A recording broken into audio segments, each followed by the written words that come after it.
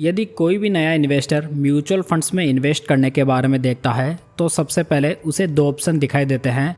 पहला एसआईपी और दूसरा लमसम। अब देखा जाए तो ये दोनों कोई अलग अलग इन्वेस्टमेंट प्लान्स नहीं है, बल्कि ये दोनों तरीके हैं म्यूचुअल फंड्स में इन्वेस्ट करने के। यानी कि एसआईपी एंड लमसम दोनों से ही आप म्यूचुअल फंड्स में इन्वेस्ट कर सकते हैं। दोस्तों, म्यूचुअल फंड्स को सिंपल में समझें तो ये एक ग्रुप ऑफ सिक्योरिटीज़ का बास्केट होता है जिसमें कि बहुत सारे स्टॉक या डेट हो सकते हैं। तो दोस्तों, एसआईपी और लमसम दोनों तरीकों को लेकर कई इन्वेस्टर बिना किसी बात के कंफ्यूज रहते हैं कि आखिर में उन्हें कौन सा इन्वेस्टमेंट प्लान चुनना चाहिए या उनके लिए कौन सा ऑप्शन बेटर रहेगा। लेकिन यदि आप आज इस वीडियो पर हैं तो मैं आपको बिल्कुल सिंपल लैंग्वेज में इन दोनों के बीच के अंतर को समझाऊंगा, वो भी डेटा के साथ में। तो चलिए सबसे पहले एसआईपी के ऊपर बात करते हैं। एसआईपी की full form systematic investment plan होता है। ये म्यूचुअल फंड में इन्वेस्ट करने का सबसे पॉपुलर तरीका भी है, जिसमें कि हम इसके नाम के अनुसार ही सिस्टमेटिक तरीके से रेगुलर इन्वेस्टमेंट करते हैं। अब ये जो रेगुलर इन्वेस्टमेंट होता है वो मंथली, क्वार्टरली या 15 दिन के भीतर हो सकता है, लेकिन जनरली मंथली एसआईपी सबसे ज़्यादा पॉपुलर है। फॉर एग्जांपल, यदि हम देखें तो यदि हम महीने की पहली तारीख को 1000 रुपये किसी म्यूचुअल फंड्स में रेगुलर इन्वेस्ट कर रहे हैं तो ये इन्वेस्ट करने की जो प्रोसेस होती है वो एसआईपी होती है, जो कि फुली ऑटोमेटिक होती है। जैसे कि आपने इस इन्वेस्टमेंट को 5 साल तक कंटिन्यू किया तो 5 साल में आपका टोटल एसआईपी इन्वेस्टमेंट 12,000 इंटू 5 यानी कि 60,000 रुपीज़ होगा, जहां पर हम हर महीने 1000 रुपये एसआईपी कर रहे थे। अब बात करते हैं लमसम की। लमसम देखा जाए तो एसआईपी का बिल्कुल उल्टा रूप होता है, जिसमें कि ओनली वन टाइम इन्वेस्टमेंट होता है। मतलब यहाँ पर एसआईपी के जैसे रेगुलर इन्वेस्टमेंट नहीं करना होता। जैसे कि आज आपने किसी म्यूचुअल फंड में 1 लाख रुपए एक साथ इन्वेस्ट किए हैं तो ये लमसम माना जाएगा। और यदि आप 1 साल बाद और सेम म्यूचुअल फंड में 1 लाख रुपए और इन्वेस्ट करते हैं तो ये भी लमसम ही कहलाएगा। साथ ही दोस्तों, यदि मेरी किसी म्यूचुअल फंड में 5,000 रुपये की मंथली एसआईपी चल रही है और आज मैं इस एसआईपी वाले फंड में 10,000 एडिशनल इन्वेस्ट कर देता हूँ तो ये भी लमसम कहलाएगा। मतलब इस फंड में मेरी एसआईपी तो चल ही रही है और मार्केट गिरावट में मैं इस फंड में थोड़ा एडिशनल इन्वेस्टमेंट कर देता हूँ तो ये भी लमसम ही कहलाएगा। दोस्तों, लमसम का अमाउंट 1,000 रुपये से लेकर लाख रुपए, 2 लाख रुपए या 10 लाख रुपए भी हो सकता है। मतलब कोई भी अमाउंट जिसे कि आप ओनली एक ही बार इन्वेस्ट करने वाले हैं वो लमसम होता है। चलिए आगे बढ़ते हैं और अब हम एसआईपी एंड लमसम दोनों के रिटर्न्स को आपस में कंपेयर करेंगे, जो भी हिस्टोरिकल डेटा के हिसाब से, जिसके कंक्लूजन में मैं आपको ये भी बताऊंगा कि किस इन्वेस्टर को एसआईपी करनी चाहिए और किसे लमसम करना चाहिए। साथ में मैं आपको ये भी बताऊंगा कि कौन सा इन्वेस्टमेंट ज़्यादा बेटर रहेगा। इस वाले एग्जाम्पल में हम 3 फंड्स को देखेंगे, जिसमें कि एक फ्लेक्सी कैप, एक मिड कैप और एक स्मॉल कैप फंड शामिल रहेगा। जहां पर इन तीनों फंड्स में हमने 10 साल पहले 10,000 की मंथली एसआईपी की थी, जिसमें कि टोटल 10 साल बाद में 12 लाख रुपए जमा होंगे। और इन तीनों फंड्स में ही हम 10 साल पहले 12 लाख रुपए का लमसम एक साथ इन्वेस्ट करेंगे। तो यहाँ पर सबसे पहले मैंने पराग पारिक फ्लेक्सी कैप फंड को लिया है, जो कि एक फ्लेक्सी कैप कैटेगरी का फंड है। यदि इसमें 10 साल पहले 10,000 रुपये की मंथली एसआईपी की गई होती तो आज उसकी मैच्योरिटी वैल्यू 33,42,000 रुपीज़ होती, जहां पर CAGR रिटर्न्स 19.46% के होते। यानी कि इस फंड ने 10 साल के पीरियड में लगभग 19% के हर साल रिटर्न्स बनाकर दिए हैं। वहीं पर यदि पराग पारिक में 10 साल पहले 12 लाख रुपए इन्वेस्ट किए गए होते तो आज उसकी मैच्योरिटी वैल्यू 58,67,000 रुपीज़ होती, जहां पर 17.20% के CAGR रिटर्न्स बनते। दूसरे फंड में मैंने Motilal Oswal mid cap fund को लिया है, जहां पर एसआईपी में करंट वैल्यू 36,74,000 रुपीज़ होती, जहां पर CAGR रिटर्न्स 21.20% के होते हैं। वहीं पर लमसम में यहां पर मैच्योरिटी वैल्यू 56,91,000 रुपीज़ की होती, जहां पर CAGR रिटर्न्स 16.84% के होते हैं। लास्ट में तीसरे वाले फंड में मैंने एक स्मॉल कैप फंड को लिया है, जहां पर निप्पॉन स्मॉल कैप फंड में एसआईपी की मैच्योरिटी वैल्यू 39,29,000 रुपीज़ होती, जहां पर CAGR रिटर्न्स 22.44% के होते।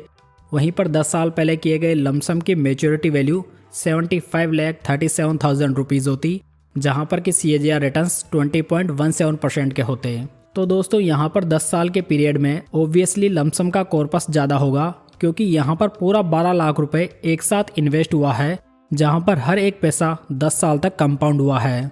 यानी कि इस वाले एग्जाम्पल में तीनों फंड्स में एसआईपी की तुलना में कॉर्पस काफ़ी ज़्यादा है। वहीं पर बात करें SIP की तो यहाँ पर हर महीने इन्वेस्ट होता है, जहाँ पर ओनली स्टार्टिंग का इंस्टॉलमेंट जो कि 10,000 था वो पूरे 10 साल तक जमा रह पाता है। मतलब कि यहाँ पर धीरे धीरे पैसा इन्वेस्ट होता है और हर एक नई SIP इंस्टॉलमेंट को कमाने के लिए पिछले वाली SIP इंस्टॉलमेंट से कम समय मिलता है। यानी कि जहाँ पर लमसम में हमने पहली तारीख को ही 12 लाख रुपए एक साथ इन्वेस्ट कर दिए थे, वहीं पर SIP में टोटल इन्वेस्टमेंट के लास्ट वाले डे पर जाकर 12 लाख रुपए जमा हुए थे। लेकिन दूसरी ओर यदि आप एक्चुअल कॉर्पस की जगह CAGR रिटर्न्स को देखेंगे तो ये तीनों फंड्स में SIP में ज़्यादा है। यानी कि हमारे इन्वेस्टमेंट पर समय के अनुसार कितना रिटर्न्स मिल रहा है वो हमें CAGR रिटर्न्स बताते हैं। तो यदि ये CAGR रिटर्न ज़्यादा है तो ये माना जाता है कि वो इन्वेस्टमेंट बढ़िया परफॉर्म कर रहा है।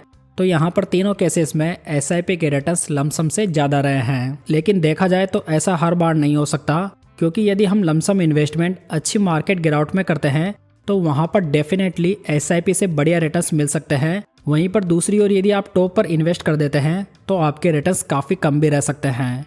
जैसे कि हम लास्ट 5 ईयर्स का डेटा देखें, जहाँ पर निफ्टी 10,000 पॉइंट्स के नीचे था और लो वैल्यूएशन पे ट्रेड कर रहा था। यदि उस पॉइंट पर हमने 10,000 की SIP हमारे इन तीनों फंड्स में स्टार्ट की होती और दूसरी ओर 5 साल के हिसाब से 6 लाख रुपए लमसम इन्वेस्ट किए होते तो आज रिजल्ट कुछ इस प्रकार के होते, जिसमें पराग पारिक में SIP में कॉर्पस 9,85,000 रुपीज़ का होता, जिसमें कि CAGR रिटर्न्स 19.95% के होते। वहीं पर लमसम में 21,05,000 की मैच्योरिटी वैल्यू होती, जहां पर CAGR रिटर्न्स 28.53% के होते। मोतीलाल में SIP की मैच्योरिटी वैल्यू 12,16,000 रुपीज़ होती, जहां पर CAGR रिटर्न्स 28.72% के होते। लमसम में मैच्योरिटी वैल्यू 28,47,000 रुपीज़ होती, जहां पर कि CAGR रिटर्न्स 36.54% के होते। वहीं पर बात करें निप्पॉन के तो वहां पर SIP में मैच्योरिटी वैल्यू 11,37,000 रुपीज़ होती, जहां पर CAGR रिटर्न्स 25.88% के होते। वहीं पर लमसम में 31,01,000 रुपीज़ की मैच्योरिटी वैल्यू होती, जहां पर CAGR रिटर्न्स 38.89% के होते। तो दोस्तों लास्ट 5 ईयर्स में जहां पर हमने अच्छे करेक्शन में लमसम इन्वेस्टमेंट किया, वहां पर CAGR रिटर्न्स SIP की तुलना में काफ़ी ज़्यादा हैं। इसी वजह से लमसम के रिटर्न्स इस बात पर भी डिपेंड करते हैं कि आपने किस मार्केट पॉइंट पर इन्वेस्ट किया है। अब देखा जाए तो सही पॉइंट का पता लगाना बहुत ही मुश्किल काम है। सो इसी वजह से अधिकतर इन्वेस्टर्स SIP को अधिक प्रायोरिटी देते हैं, जहां पर हर मार्केट कंडीशन में SIP के थ्रू इन्वेस्टमेंट होता रहता है। इसी वजह से यदि आप मार्केट को ट्रैक नहीं करते हैं तो आपके लिए SIP सबसे बढ़िया ऑप्शन बन जाता है। दूसरी ओर यदि आपके पास में बड़ा लमसम अमाउंट है तो आपको उसे भी 3 से 4 इंस्टॉलमेंट में ही डिप्लॉय करने के बारे में सोचना चाहिए। इससे आपकी रिस्क थोड़ी कम हो जाएगी, क्योंकि यदि आप अलग अलग मार्केट कंडीशन में इन्वेस्ट करेंगे तो वहाँ पर आपकी कॉस्ट थोड़ी एवरेज हो सकती है। और दूसरी ओर यदि आपको निफ्टी में ऑल टाइम हाई से 15 से 20% का करेक्शन दिखाई दे तो वहाँ पर भी लमसम एक बहुत ही बढ़िया विकल्प बन जाता है। जैसे कि अभी के समय मार्केट में इस पॉइंट पर अच्छी लमसम अपॉर्चुनिटी अवेलेबल है। दोस्तों यदि आपके पास में लमसम पैसा है तो आपको उसे सिस्टमेटिक तरीके से लमसम करने के बारे में विचार करना चाहिए, जिसमें यह भी हो सकता है कि आपको SIP की तुलना में थोड़े कम CAGR रिटर्न्स बने, लेकिन लमसम में आपका कॉर्पस SIP की तुलना में काफ़ी ज़्यादा होगा। और यदि आप SIP एंड लमसम दोनों का कॉम्बो यूज़ करते हैं तो ये सबसे बढ़िया स्ट्रेटजी मानी जा सकती है, जहाँ पर यदि आपको थोड़ा मार्केट में डिप नज़र आता है तो वहाँ पर आप थोड़ा थोड़ा लमसम करके अपनी यूनिट्स की संख्या बढ़ा सकते हैं, जिससे कि इन फ्यूचर आपको काफ़ी अच्छा बेनिफिट हो सकता है। तो दोस्तों ये था SIP एंड लमसम के बीच में डिफरेंस। आपको ये पसंद आया हो तो वीडियो को लाइक, कमेंट और शेयर जरूर कीजिएगा। और यदि आपके अभी भी कोई सवाल हैं तो आप मुझे कमेंट करके बता सकते हैं, मैं उसका डेफिनेटली रिप्लाई दूंगा। तो चलिए दोस्तों फिर मिलते हैं किसी नई जानकारी के साथ।